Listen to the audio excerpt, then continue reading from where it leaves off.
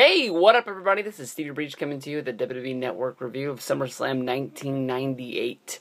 I had a lot of fun doing the Stone Cold Steve Austin review on, I believe it was Hell Yeah, his DVD that came out around this time that was highlighting the greatest run of professional wrestling with Stone Cold Steve Austin talking about everything that happened to him in 1998 and 1999. And because of that, I said, hey, you know what? One of the biggest matches that was on that DVD was SummerSlam 1998. Stone Cold Steve Austin versus The Undertaker.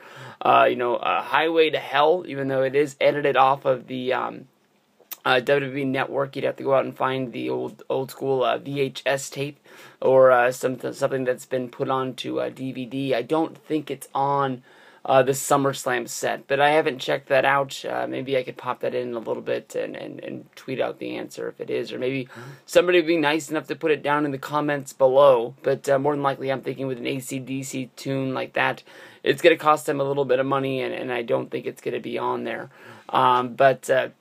This was a good show. It wasn't great. I think the atmosphere of a big show like SummerSlam in MSG it has a big-time feel to it. Everybody knows the setup that they do for MSG with this sort of short walkway coming out, in between where the seats are, and they do a really cool setup.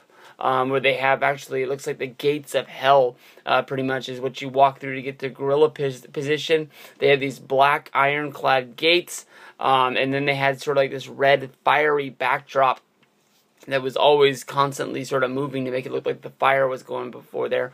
I remember when I ordered this show and I was watching it as a kid, it was the first time I really remember WWE setting up the new schools kind of barricades, where they used to just set up like sort of like these steel grate sort of ones where you could actually see through them. You could see like the fans' knees and their poster boards, and this is the one where actually it's a full-on padded sort of gimmick where you can actually throw people into it, and it's padded all the way around. I think everybody who's sat ringside or gone down to ringside at least smacks those to see what's going on with those when they get down there.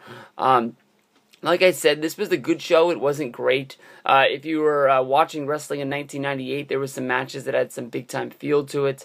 Stone Cold Steve Austin versus The Undertaker is one of the biggest matches that they could have done during this time. I think there was Austin, there was Undertaker, there was Rock. Rock really honestly wasn't there yet. He was involved in the Triple Cage, in the ladder match for the Intercontinental title match. That would be to come, but this was honestly easy money to be printed around this time. In the opening match, we saw D'Lo Brown go up against Val Venus at the beginning of this match. The cameras caught Edge, who this isn't his debut, but I mean he was a rookie.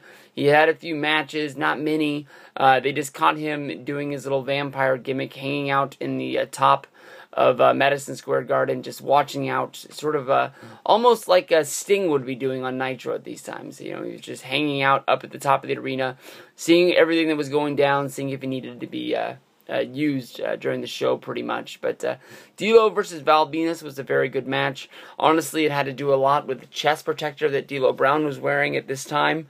D'Lo had injured, I believe, his pecs or something like that, so he ordered this chest protector, which he had gimmicked to have loaded with like a steel plate in it, so when he came off for the D'Lo bomb or whatever the hell it was called, when he came off the top rope, he would have this gimmick steel that would sort of knock you out when you went down on it. Val Venus knew about it, the referee knew about it, everybody knew about it, but somehow it was still used. Commissioner Slaughter hadn't stepped in to take it away. Somehow the Nation of Domination had talked him into that he actually needed it. It ended up being a big part of the match, where D'Lo Brown kept on using it on Val Venus. Val Venus knew that it was a gimmick thing, so basically at one point he knocked D'Lo out to the point where he was able to take the chest protector off, and he tried to wear it himself. He climbed up the top rope to hit the money shot on the D'Lo Brown. Jimmy Corderas didn't want him using the chest protector. Kept on begging Val to get down because he wasn't going to let him jump, and finally at the last second when Val was about to jump, grabbed his foot which made Val Venus jump down and, basically hit his own money shot, racking his nuts on the top turnbuckle, which led D'Lo to get the advantage of the match. They fought back over the chest protector before Val was able to set himself up to where he was going to go hit the money shot again, where basically Jimmy Corderas got in the way.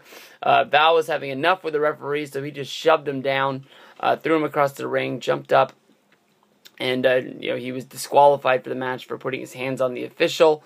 D'Lo Brown kicked Val Venus' ass, took his chest protector back, and he took off.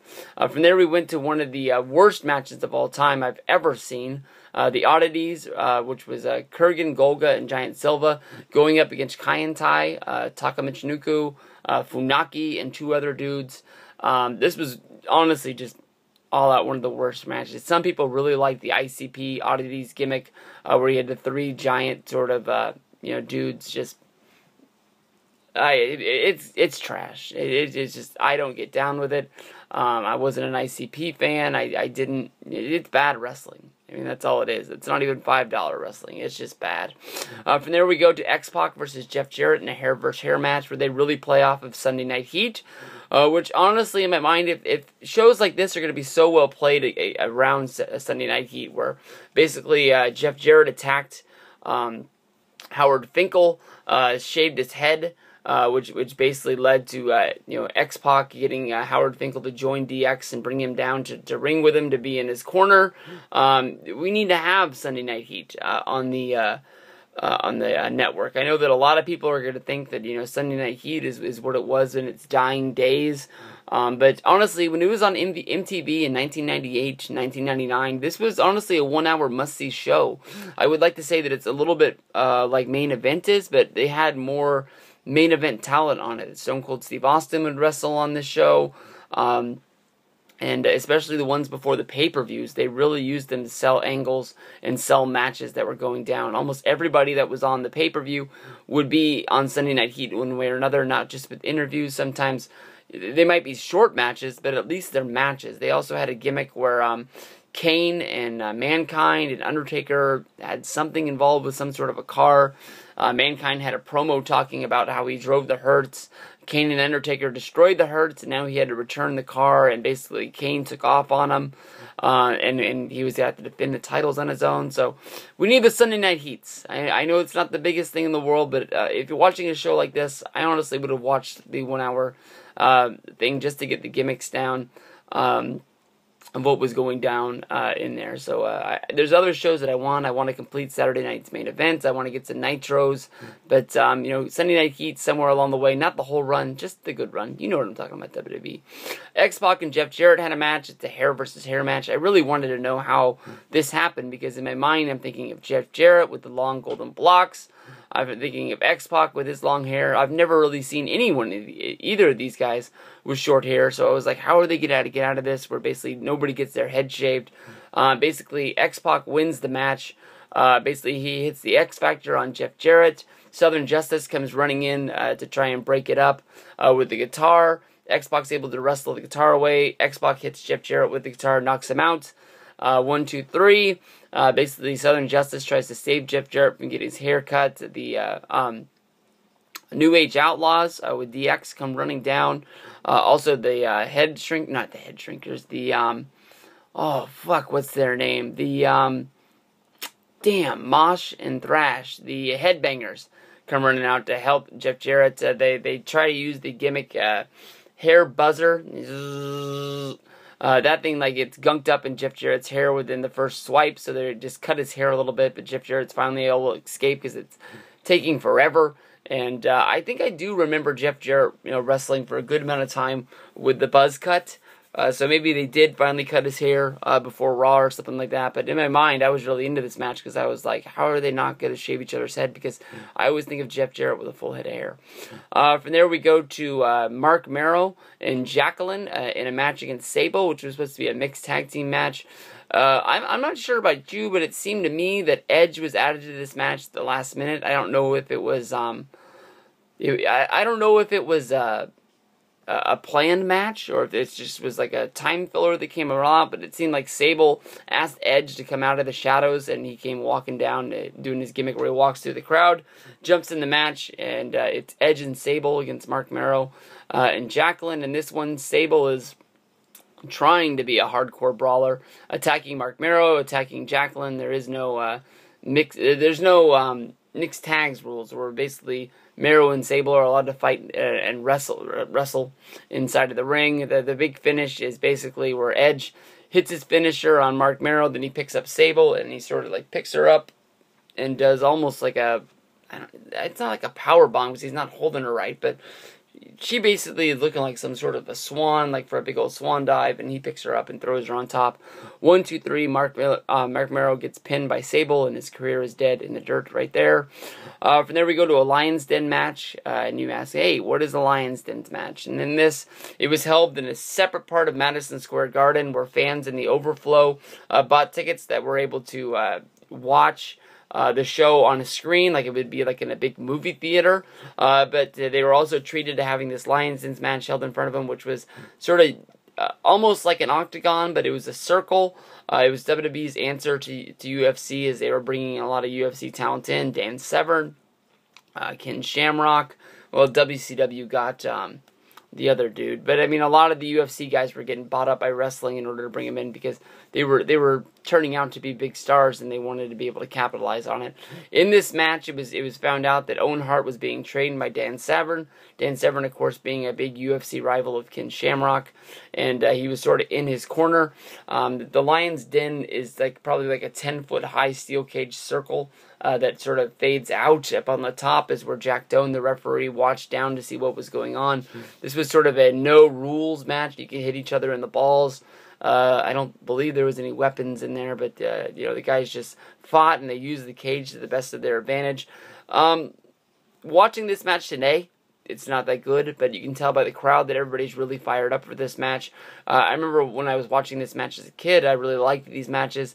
They even had Road Dogg wrestle in one of these on a Sunday Night Heat in the main event. I can't remember who he wrestled again. It must have been against Owen Hart or something like that, but I remember being really into it because the show ended before the match ended, and I'd being really, really pissed off about it. Shamrock is able to lock the ankle lock onto Owen Hart. Dan Severn looks like he's about to throw in the towel from the outside, but he just walks off in disgust and leaves Owen out there to tap out.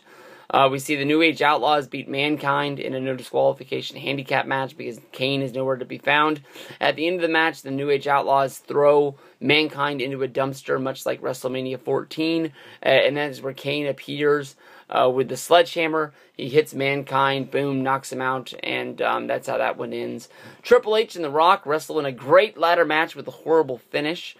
This is basically all about the Outlaw skits, or not the Outlaw skits, but the Degeneration X skits about the Nation of Domination, where they come out there and you smell what The Rock is cooking, and all that shit with Triple H having the big old snaz and everything like that, and X-Pac is doing the Mark Henry, and then this is just basically the blow-off for all that. This is where Triple H takes a step up, wins the Intercontinental Championship.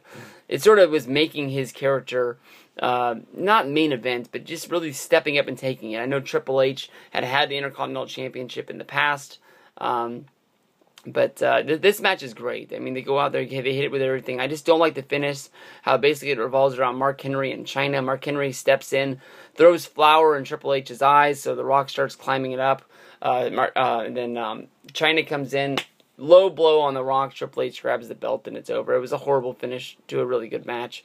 And then in the end, we have the respect match, Stone Cold Steve Austin versus The Undertaker, where basically Undertaker goes up for the old school off the top rope. Austin catches him with a low blow and a stunner, 1, 2, 3. Of course, this is the match where Stone Cold Steve Austin got knocked out in there, and it looked like Undertaker grabs the belt, so much like Hogan at WrestleMania 6, and shakes Austin's hand, so it looks like they had gained a friendship, but Then we had Vince McMahon was able to step in and keep The Undertaker and Kane away. But awesome show. It would be a lot better if you found the old one with Highway to Hell pumping. It really, really made the atmosphere of Madison Square Garden feel a whole lot better. But, for WWE Network stuff, to get pumped up for SummerSlam, turn it on. SummerSlam 1998. From here, I'm not sure where I'm going to go. 99, 2000, 2001. Maybe I'll just keep going in order. Maybe I'll skip around. But thanks for watching, everybody. Good show. Not great show, but a good one to watch. Peace out.